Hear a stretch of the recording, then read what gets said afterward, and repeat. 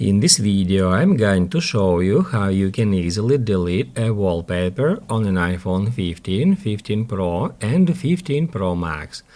Be sure to watch the video to the very end so you don't make any mistakes. Let's get started, guys. I'm gonna show you all the process from the beginning, and first off we need to swipe down from the top of the screen to head over to the notification center.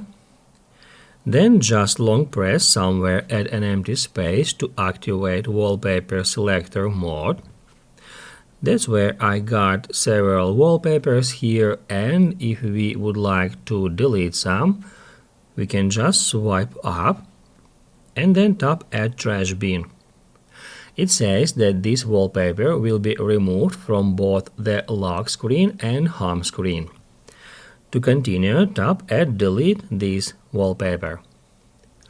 After that, select a wallpaper you would like to use instead.